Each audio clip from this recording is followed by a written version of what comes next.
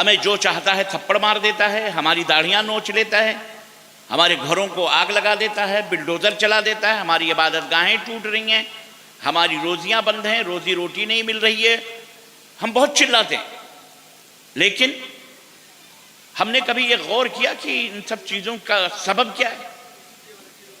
کبھی ہم نے سوچا میرے عزیزوں، میرے بھائیوں، میری بہنوں، دنیا میں بھی یہ ذلت اور اگر مرنے کے بعد بھی یہی خواری اور یہی ذلت ہو تو میں نہیں سمجھتا ہوں کہ اس زندگی کا کوئی فائدہ اور کوئی حاصل ہو سکتا ہے۔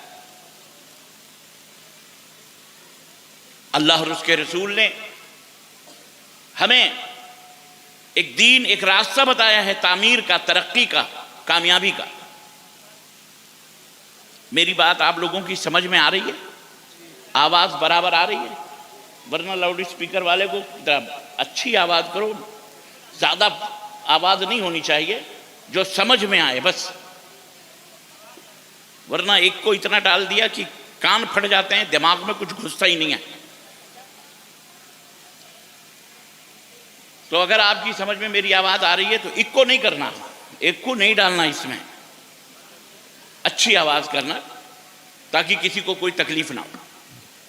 میں کچھ لمحے آپ کے لوں گا اور کوشش کروں گا کہ آپ کے ذہن میں، آپ کے دماغ میں کچھ باتیں بٹھا سکوں تاکہ آپ زندگی کا جو فلسفہ ہے، اس دنیا کا جو راز ہے اور آپ کے جیون کا جو مقصد ہے وہ کم از کم آپ کے لیے حاصل ہو جائے۔ بس ہمارا کام یہ ہے کہ اِنَّ عَلَيْكَ الْبَلَاغَ وَعَلَيْنَا الْحِسَابَ، ہم رسول کے غلام ہیں، رسول صلی اللہ علیہ وسلم کے امتی ہیں۔ اللہ کے نبی صلی اللہ علیہ وسلم نے جو دین چھوڑا ہے اس دین کو پہنچانے والے ہیں، من وعن، جیسا اللہ کے نبی نے بتایا، جیسا اللہ نے بتایا، بس ہماری ذمہ داری یہی ہے آپ کے دلوں میں ہدایت اتار دینا، آپ کو نمازی بنا دینا، آپ کو پرہیزگار بنا دینا، آپ کو اللہ کا مقرب اور محبوب بندہ بنا دینا، آپ کو برائیوں سے دھل دینا، گناہوں سے پاک و صاف کر دینا۔ یہ ہمارے بس میں نہیں ہے۔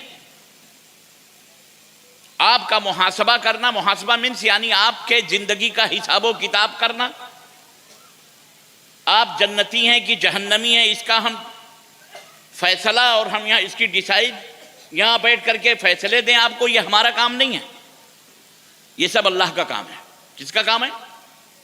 اللہ کا کام۔ کون جنتی کون جہنمی یہ اللہ جانتا ہے۔ ہمارا کام یہ ہے جو اللہ نے اپنے نبی کو بتایا، اِنَّ عَلَيْكَ الْبَلَاغَ وَعَلَيْنَا الْحِسَابَ، اے میرے حبیب، اے میرے نبی، آپ کا کام پہنچانا ہے،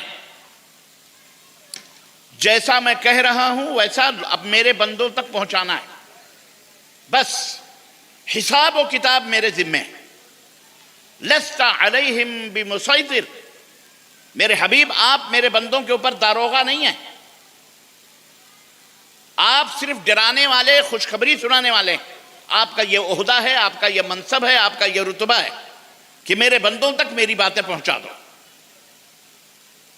اس کے بعد حساب و کتاب ہمیں لینا ہے، کس کو جنت میں ڈالنا ہے، کس کو جہنم میں ڈالنا ہے، کس کو سزا دینا ہے، کس کو کیا کرنا ہے، کس کو ذلت دینی ہے، کس کو برکت دینی ہے، کس کو خواری دینی ہے، کس کو برباد کرنا ہے، کس کو نیست و نابود کرنا ہے، کس کے اوپر اپنا عذاب ڈالنا ہے، اپنے قہر سے کسی کو کیا کرنا ہے، یہ سب فیصلے اللہ تبارک و تعالیٰ کی ذمہ ہے۔ اِنَّكَ لَا تَهْدِي مَنْ أَحْبَبْتَ وَلَكِنَّ اللَّهَ يَهْدِي مَنْ يَشَاءُ، میرے حبیب آپ جس کو چاہو جنت میں داخل کروانا، آپ جس کو چاہو ہدایت دینا، یہ آپ کے بس میں نہیں ہے۔ آپ کے بس میں تبلیغ ہے، آپ کے بس میں دعوت ہے کہ آپ دعوت کا کام کریں، بس پہنچا دیں۔ تو میرے عزیزوں، ہم بھی اسی نبی کے غلام، اسی نبی کے امتی ہیں، اسی نبی کے پیغام کو، اسی اللہ کے پیغام کو آپ تک پہنچانا چاہتے ہیں۔ میں کچھ بنیادی اور اصولی باتیں آپ کی خدمت میں رکھنا چاہ رہا ہوں تاکہ یہاں سے اٹھو تو زندگی کا ایک آپ کو راستہ، ایک لاہے عمل آپ کو نظر آئے کہ ہمیں اپنی زندگی میں کیسے مقصد ہمارا کیا ہے، ہمارے پیدا ہونے کا مقصد کیا ہے۔ جیسے اس اجلاس میں آنے کا مقصد کیا ہے، اس اجلاس میں آنے کے مختلف مقاصد ہیں۔ سب سے بنیادی مقصد یہ ہے کہ علماء آ رہے ہیں، مشائخ آ رہے ہیں، بنگلہ زبان میں بولنے والے آ رہے ہیں، اردو میں بولنے والے آ رہے ہیں، ہر زبان میں یہاں تقریریں ہوں گی۔ بنگلہ آپ کی مادری زبان ہے، اردو بھی آپ کی زبان ہے، دونوں قسم کے ٹیسٹ اور لذتیں حاصل ہوں گی، دونوں طرح کے معنی مفہوم قرآن کے، حدیث کے، اللہ کا پیغام، اللہ کے نبی کا پیغام ہم سنیں گے۔ یہ آپ کا مقصد ہے، اور سننے کے بعد اس کے اوپر عمل کریں گے انشاءاللہ تبارک و تعالی۔ عزیزان محترم، یہ ہے مقصد۔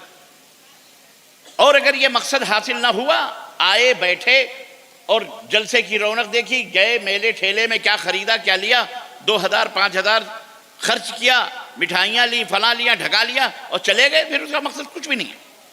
لیکن جنہوں نے یہ مجلس منعقد کی ہے وہ مجلس میں تو کامیاب ہے، وہ اپنے مقصد میں کامیاب ہیں۔ کیوں؟ اس لیے کہ انہوں نے آپ کے لیے شامیانے لگوائے، انہوں نے آپ کے لیے بجلیوں کا انتظام کیا، انہوں نے آپ کے لیے یہ کرسیوں کا انتظام کیا، آپ کے لیے بہترین بیٹھنے کا انتظام کیا، آپ کے لیے ماشاءاللہ تبارک اللہ علماء کی ایک ٹیم بلائی، علماء آئے، مختلف زبانوں میں شعراء آئے، انہوں نے اشعار پڑھے، یہ ان کا مقصد تھا کہ میرے بھائیوں تک، میری بہنوں تک اللہ اس کے رسول کا پیغام پہنچ جائے۔ انہوں اپنے مقصد میں کامیاب ہیں، آپ سنیں نہ سنیں۔ اس لیے میرے عزیزوں، آپ سے درخواست ہے کہ آپ اپنی نیتوں کو درست کرتے ہوئے یہاں جو بات کہی گئی ہے جس زبان میں اللہ